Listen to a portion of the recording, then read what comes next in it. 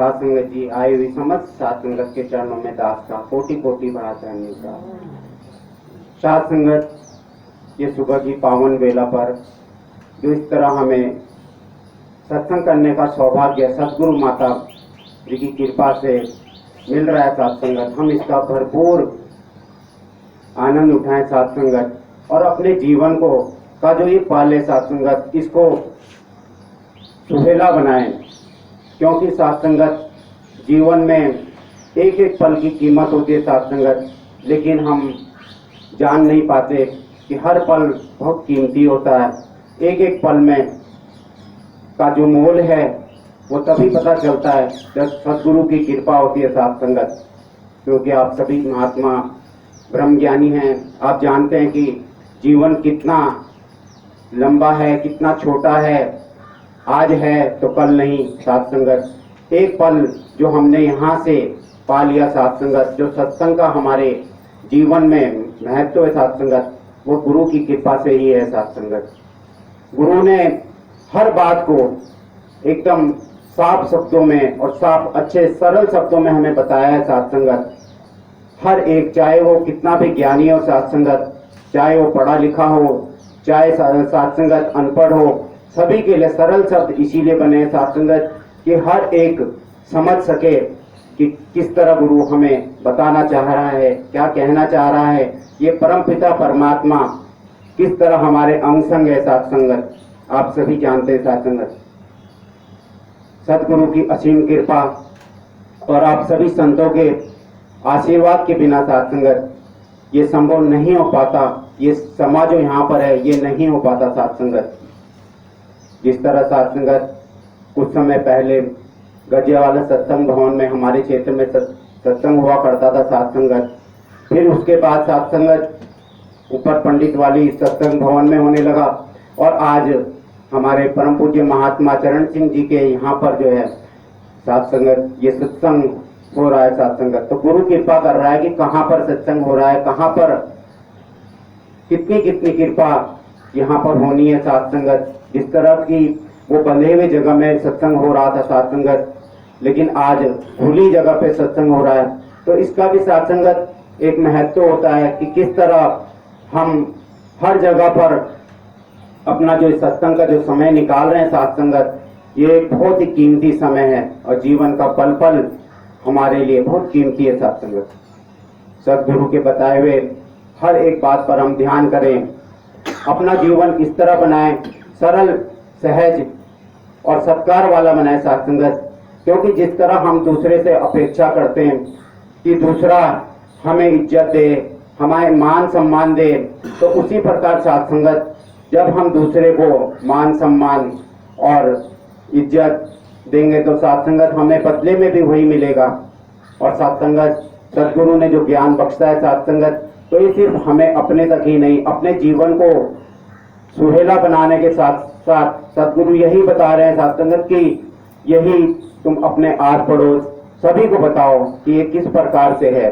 तो सात संगत वो तभी होगा जब हमारा व्यवहार बदलेगा। तो सबसे पहले व्यवहार बदलना है, इसलिए सदगुरु बता रहे हैं कि सदा जो है अपने जीवन में नम्रता, यानी कि बहुत ही मीठा स्वभाव हमारा होना चाहिए। कहीं पर भी हमें क्रोध, काम क्रोध, मोह लोभ, अहंकार वाली भावना हमारे अंदर नहीं होनी चाहिए सात संगत।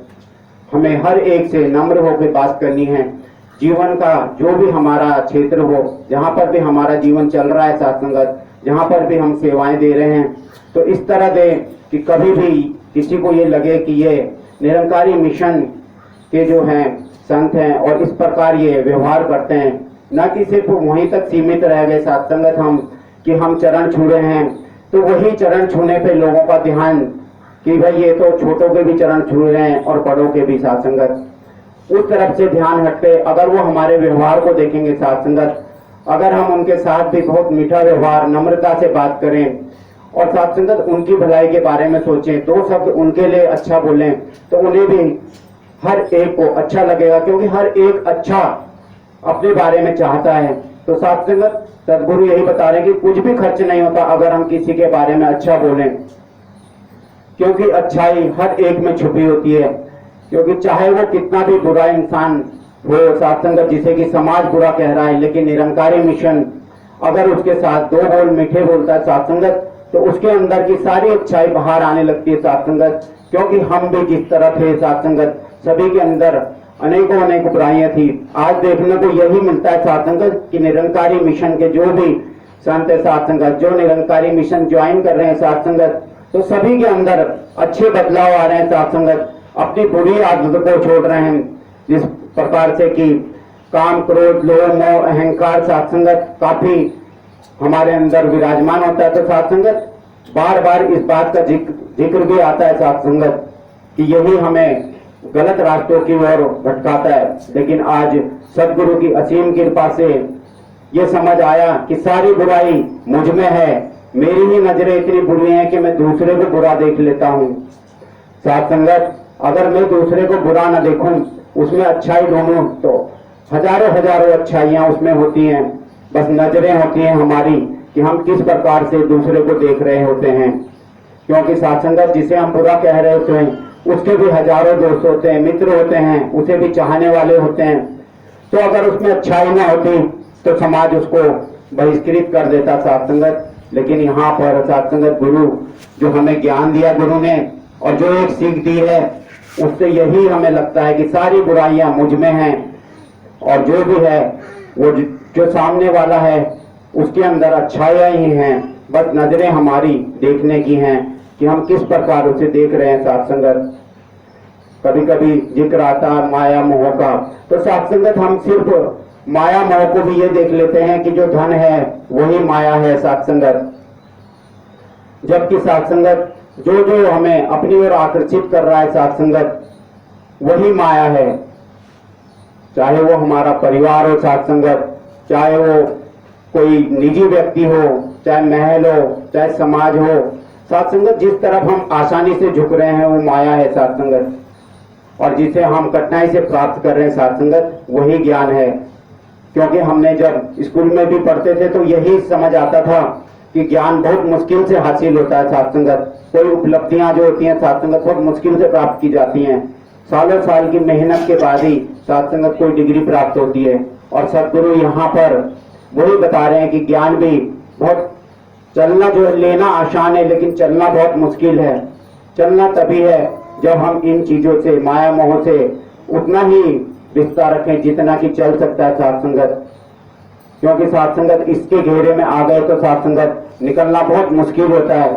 और आप सभी संत महात्मा यहाँ से बाहर आकर के साथ संगत आज माया से बाहर आके सदगुरु की बातों को अपने जीवन में धारण करने की पूरी कोशिश कर रहे हैं साथ संगत। और कोशिशों से ही साथ संगत मंजिल हासिल की जा सकती है, ये सदगुरु का कहना है साथ संगत। कोशिशें करते हैं तभी मंजिल हासिल होती है।